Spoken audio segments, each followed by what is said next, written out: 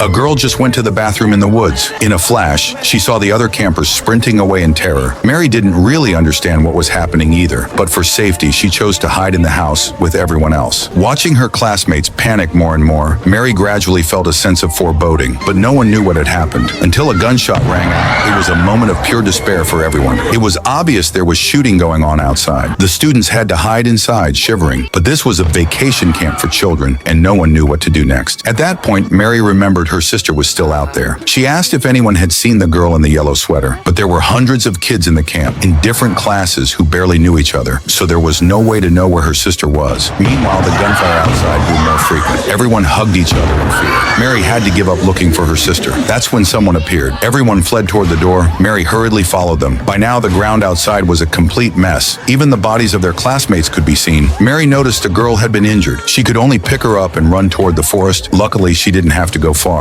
Mary found her classmates hiding in a small shelter. She crawled over with the girl, which gave her a moment to catch her breath, but the gunfire never stopped, coming from all directions. Apparently, there was more than one of these killers. There was even speculation that this might be a trick, but the screams from a classmate proved otherwise. Only then did they remember to call the police. But the operator said the camp was on the outskirts of town, and it would take at least an hour for help to arrive. This sent everyone into despair. Mary, still worried about her sister, tried calling, but her calls went unanswered. Just then, a male student suddenly ran over, blood on his head. He said the ones with guns were all agents. Mary gave him a strange look. How could the agents be shooting at the camp? No one could figure it out. The main priority now was to get out of the forest. Everyone agreed it wasn't safe to stay, so they planned to move to another location, but Mary went in the opposite direction, running toward the dangerous part of the camp. She guessed her sister might still be hiding in a tent. When she arrived, there was no one outside. Mary crawled stealthily along the tents. If she was discovered, she would become the center of attention. At a bend in the road, Mary met a boy in yellow. She tried to drag him away, but he didn't move. He told Mary he and his brother had an appointment and were supposed to meet there together. Mary rushed to warn him it was dangerous, telling him to get up and run for his life toward the forest. She even told him to take off his yellow jacket or risk attracting the killer's attention. But the boy didn't respond. Mary had no choice but to continue walking through the tents. Soon she found her sister's campsite, but her sister was already gone. She tried calling, only to realize her sister had left her phone behind. Just then, footsteps approached outside.